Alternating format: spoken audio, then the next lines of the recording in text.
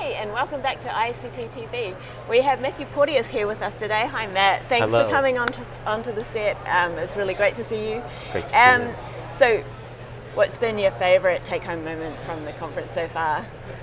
It's been a great conference, and I can't identify a single moment, but I haven't been to this meeting in several years, and the thing that's really struck me is the scope of topics has grown so well, and it's not, it was always interesting, but just to see how the annual meeting has grown in its scope has been fantastic to see.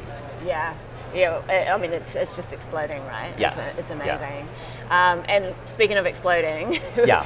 What's really been going on is what's been happening in gene therapy. Yeah. It's huge, right? Yeah. So what are some of the most interesting advancements we've seen in the last few years? Yeah. The other thing I want to add about this meeting, which is great, is it's the cell therapy meeting. And so, you get to talk with people who are all committed to cellular therapies. Next week is the American Society of Gene and Cell Therapy. Right. And there's sometimes this tension between a gene therapy and a cell therapy, and I don't see them as competing, but it's great to be at a meeting where everyone's all in on cell therapy. Yeah. In terms of what's exciting in the gene and cell therapy world, well, first of all, the continued approvals of it's different. been really rapid. It's been really rapid, and to see that happening has been great across a range of different platforms. Yeah. Exciting that I think it was last week we got the approval of a gene therapy. Well, it's a gene therapy, cell therapy for epidermolysis bullosa, Yes, I saw the that. blistering skin disease, Yeah. where sheets of skin cells are made from the patient's own cells, where they correct the underlying defect, and then you transplant the sheets. So that's super exciting, just to see even a new tissue entering the world of approvals. Yeah. It's also exciting just to see, CAR T therapies working for autoimmune disease. Right. And I think it's going to start moving into other classes of diseases beyond cancer. AAV as a gene therapy to deliver genes into the body. There's been some hiccups, but on the other hand, it's also working. Which is great to see.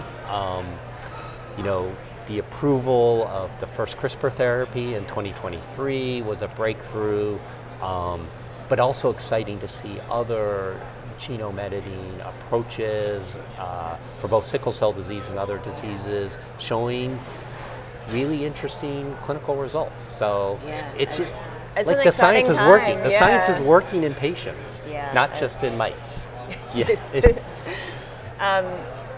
And I've just forgotten the other thing I was going to say. It was... Well, ask me what are some of the challenges moving forward. That's good. So, despite these scientific successes and clinical successes and approvals, one of the things we're starting to learn is these one and done therapies. We haven't developed a really robust business model around a one-and-done therapy for a rare disease. And I think one of the unfortunate things we've seen is safe, effective gene therapy, cell and gene therapies, either being abandoned even after approval, or being abandoned before late-stage clinical development because the market size is considered not sufficiently large enough to be a commercial market. Industrialization pathway, exactly. So I think that's one of the challenges moving forward is how do we take this successful science now and develop business models such that these therapies get developed and then delivered to patients. Do you think that's something that needs to be integrated right back at the lab setting? Or do you think it's something that can come a little bit later on in the pathway? What are your thoughts on that? I think it's something that investigators are thinking about earlier in their development than we once did. But I don't know if there's ever the perfect time where you have to make that go, no-go decision.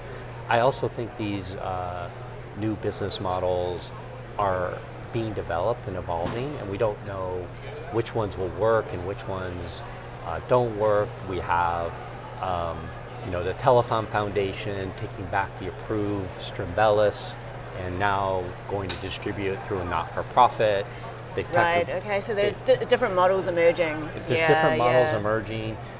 There are people who, instead of starting for-profit companies, are starting companies where public benefit is part of the mission of the company, not just shareholder value.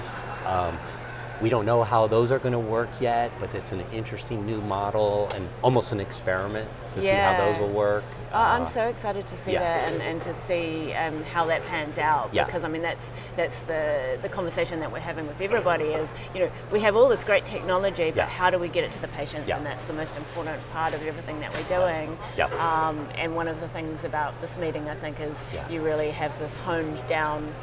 We want to serve our patients, and that's what we're here for, and that's what we're all here for. And the other thing that I'm seeing at this meeting as well is a excitement about innovating on how to manufacture cell products. I think the issue of list price there's a sticker shock there. I'm actually a believer that they're justified, but it is a barrier to accessibility.